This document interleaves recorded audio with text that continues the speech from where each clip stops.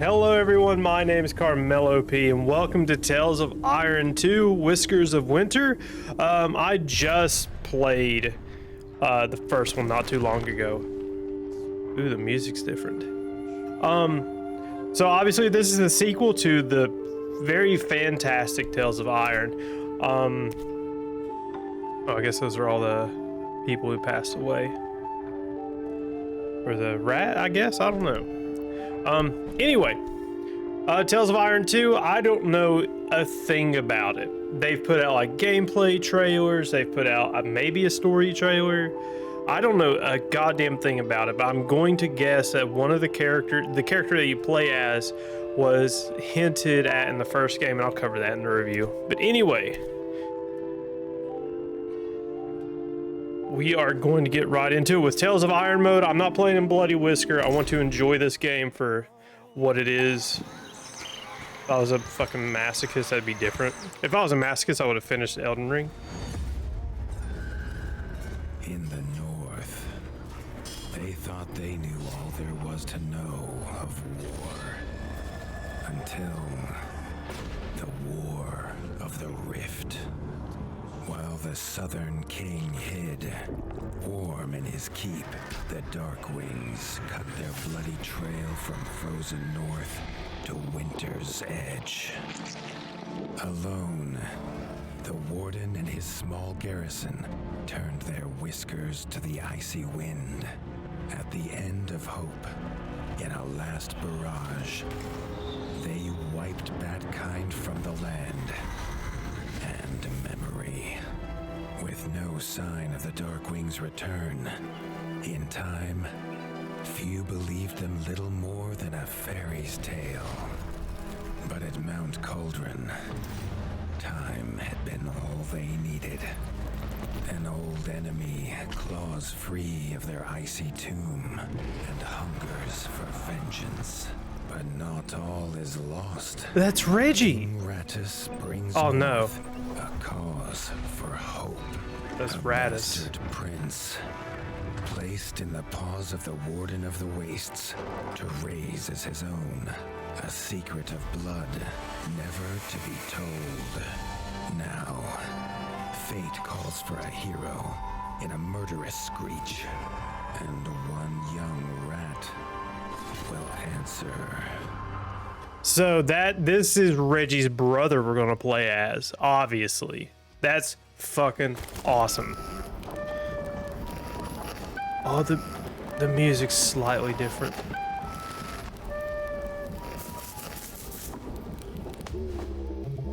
Ooh, even the speech is different.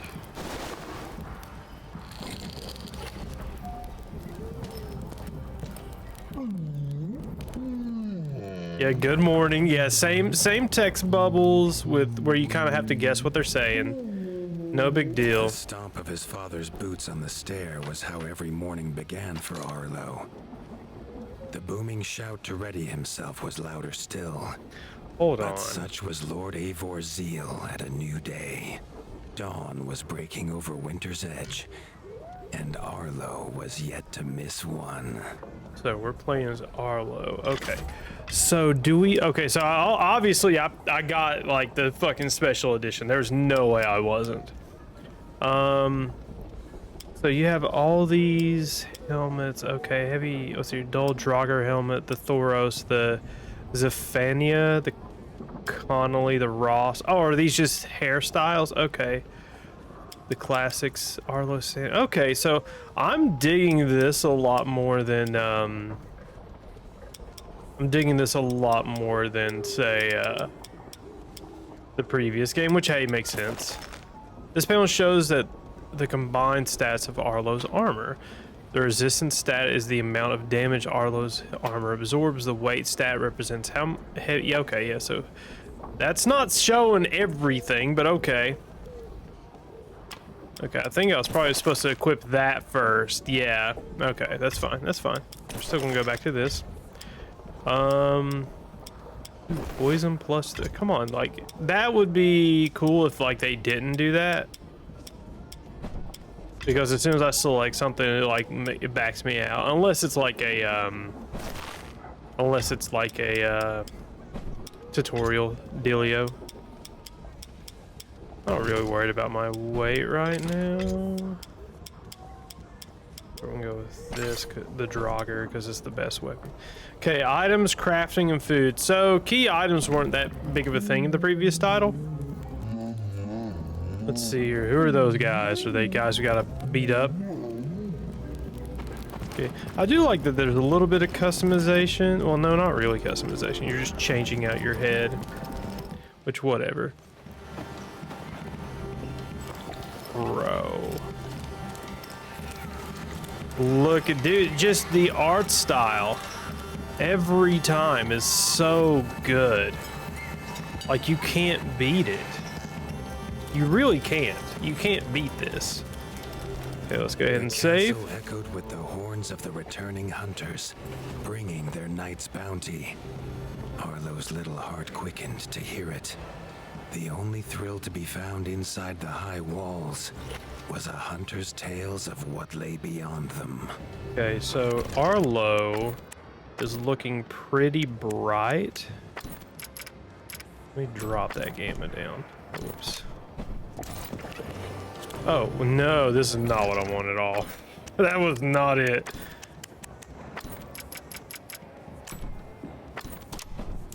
Okay. Yeah, it's just a little, it could be my monitor too.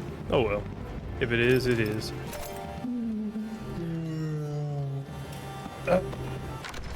So let's look at this map. Oh, okay. So it's not going to give us the full, like,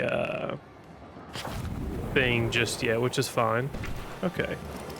So instead of the red... tells himself it's a good life here in Winter's Edge.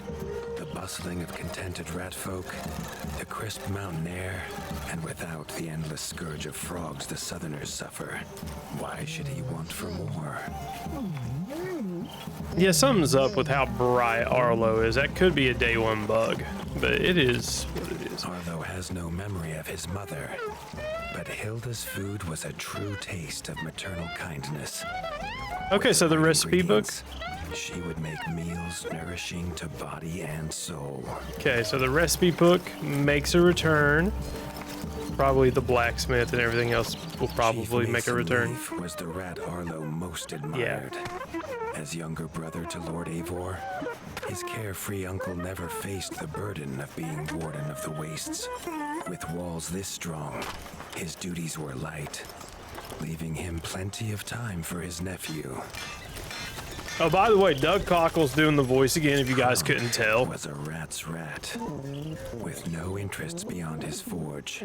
If you have the parts, this Mastercraft's rat can make armor and weapons that would see off a sky scorcher bite, or so he claims. Dude, just the art style wondered how itself. well they do against something that wasn't a myth.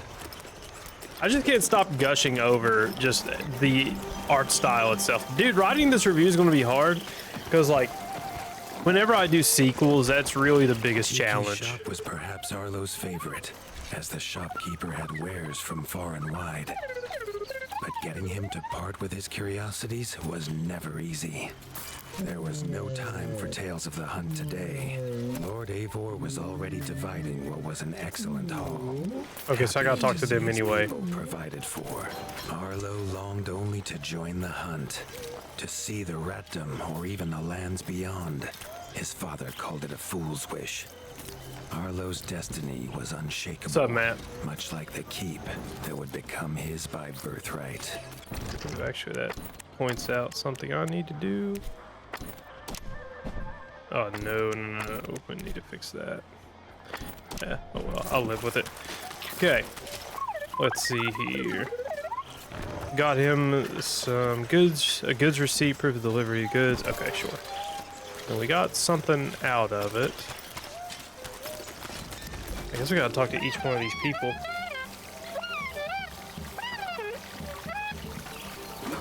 Okay, so yeah, make the basic health upgrade. I don't know if they should give you like one for free. I think you should have to hunt down all the ingredients, but like, so that's another challenge whenever you make a sequel to a title, is that how do you constantly treat them as a brand new player, or do you treat them as a player who's never played the previous titles? That's a tough question to answer. The art and sound on this game is nice. Yeah, it is. I'm really lucky I was able to get a review out before the sequel released. It's just so good. Armor. Let's see. I do want to make a new helmet. Okay, hold up. So, can I not make that? Oh, I need 10 ore. Okay. Oh, you can upgrade these. Okay. That's actually pretty dope. I kind of want to do poison, if anything, I'm not gonna lie. Okay, so I crafted that. Yeah, I do want to do like all poison if I can, but I don't think I can make anything else. No. But yeah, the fact that I can like buy, or not buy, but like straight up upgrade sets of armor, that's pretty nice. I'm not gonna lie. Yeah, like you just like I just love customization. So like seeing all this is pretty nice. I feel like most sequels are treated more like standalones. They can be, and part of that is because some games take so long to develop that you have to do it like that. Like, you know, if you look at Dragon Age Inquisition and compare it to Dragon Age Veilguard. Craft a piece of gear to continue. Did I not craft a piece of gear? Oh, hold on. I want to craft this. It's not like, oh, I don't have enough. Okay. Let's do fire. No, damn it. No. Let's start off with the helmet. Sure. Let's just start off with this. Yes. Equip now. Okay, sweet. So we got all that. Okay, so they're giving us more resources to hunt down, which is pretty nice. Then we gotta go back to good old Dad. Did I like Veilguard? I got to right after like the intro sequence, and I just put it down, never picked it back up. Like it just like there's some games that like they just can't get you in. They just can't, and that one just could not get me in. I didn't care. Ooh, do we want to wear that? That's much lighter. Now we'll put it in storage. We'll wear that too. The hunters had brought unwelcome news. A family of the reviled creatures ratfolk called backstabbers had moved into the wastes. Eivor told his son to fetch his weapons. But Olivia was telling me that Arlo's journal is where the world map, inventory, quest log, and bestiary are located. Press triangle to access the world map. The world map allows Arlo to look at maps of the other areas to check for monsters and quest markers. Okay, the outpost marking in the north edge of Ratdom, ancestral seat of the Warden of the Waste. Humble compared to the pomp of the Crimson Keep in the south, its high walls offer shelter from wind and protection from any enemies. The outskirts, okay. But Olivia was telling me that the choices made in the previous games don't apply to Veilguard, which to me, like it's the same problem that Mass Effect Andromeda had. It was like nothing you did mattered, and like you don't want that with a game where your choices should matter. Like even for Inquisition, they had I think it was called the Tapestry or something, where you could make your decisions before the game starts. That way, you know, you can kind of have the playthrough you want. Okay, yeah, that's blocked for now. But I didn't get far enough into it to have an opinion. His father had no explanation for suddenly taking Arlo on a hunt. It even gave the hunters pause. Arlo had been taught to fight, and better than most.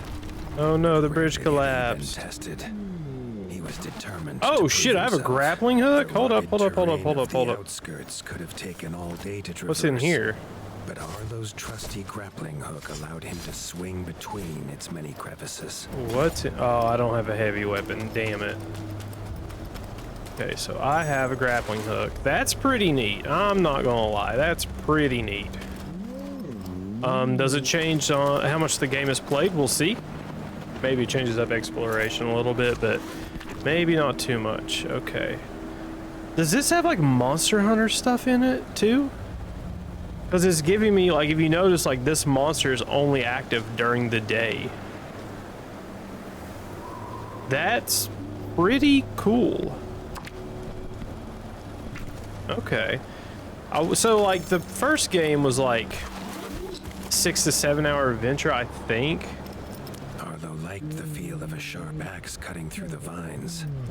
The wilds were part of his home, and nothing in them would frighten him. So I wonder if this one's going to be substantially longer. Andromeda is weird because the ending's of Mass Effect 3, so it's supposed to be set in 3 when they leave for Andromeda. The famous frostberry bushes of the wastes were in full fruit already. Their juice made a healthy tonic, though Lord Eivor preferred them fermented. His father was a sturdy rat, built for strength, not speed. So Arlo found it curious that he challenged him to a race. The prospect of the hunt had filled Lord Eivor with a vigor that his son had not seen in years, or at least since breakfast. I think for, okay, so Andromeda is weird because, okay, at least that's how some have explained it to you. I only played maybe 20 minutes of Andromeda. Same, so I got to like the first little bit and I decided that it wasn't for me. No, there it is. There's the fucking first boss. A warden fights the hardest battles, he told Arlo, and needs the sharpest blade. With Okay, that, it's going to give me a Eivor lot of gifted tutorials. Arlo his own sharpening whetstone. Okay. Yep, okay, got it. Whether these beasts were God made damn, for I'm their trying to talk and spines like, or for Doug, some like, I get past it, you're great, unforgettable deed, but you don't have to do this. Lad knew. Either way, Arlo was shit. about to find himself at the pointy ends of this brood. Even young backstabber Red attacks were brutal, but a well-timed dodge would see Arlo escape unscathed. This backstabber lived up to its name with its deadly white attack, but Arlo's shield could block the deadly spikes. Okay, yep.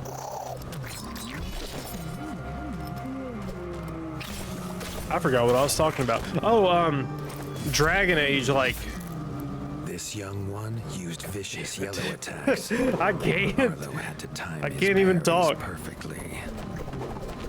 I get it, they're giving me a tutorial, but goddamn.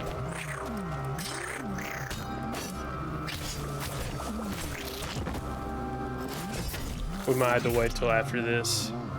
But if it's anything like the first game, This like, there's a mother lot had of- left her young to fight alone, but the same could not be said of Lord Eivor as Nope, he fuck leapt off. to his son's side. nope. Okay.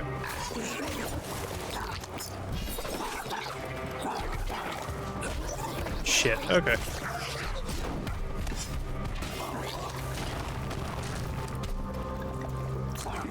I'm used to the left bumper being the button to heal. So this is gonna get a little, it's gonna take me a second to get used to, that's for sure.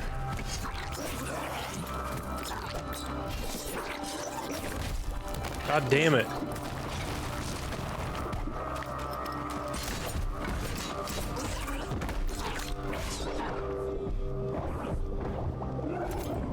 It was Lord Eivor's mighty blade that took her head, but the fight was won together.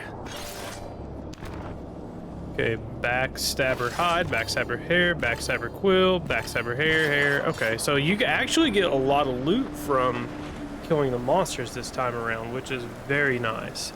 But going back to Dragon Age, it's hard to play games that are sequels that don't have a shared continuity, or at least feel like they don't have a shared continuity.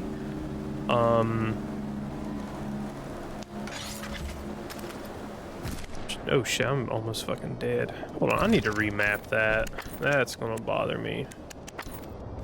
What does triangle even do? Heal? What does L1 do? Fire ranged weapon. I'm going to have to just get used to it, I guess. Which sucks, but it is what it is. And the healing is not as potent. That kind of sucks, but oh well. But it's hard to play those games like where you have a story that doesn't, that did matter and then it doesn't. Like imagine if the Walking Dead's Telltale series, like if you did like 3 games of that and then you did a 4th one, and like it's completely irrelevant to the main games. Fire inside Winter's Edge. Like you had Assassin's Creed, so like it was tied together via the Animus and the characters on the outside of the Animus and Abstergo and all that. That's how they were loosely connected, but it still made sense in a way. Whereas with Andromeda, it just felt like such a separate game, and it also doesn't help that it was set like they had went through Lightspeed or something like that, and the effects or the events that happened in the main Mass Effect series hadn't actually happened yet, or at least hadn't reached them yet. I don't know. It was just all over the fucking place writing wise. I mean, just from the get-go, I didn't even get that far into it. And keen to tell the tale of his son's victories, Lord Eivor set to a night of drinking with the elders. Okay. Having a dedicated sprint button is pretty neat.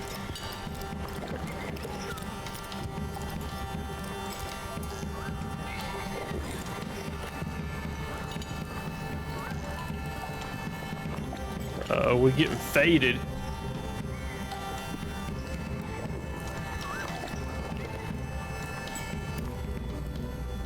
Oh, do I keep drinking? I guess I do, huh? Oh yeah, that's what we're doing.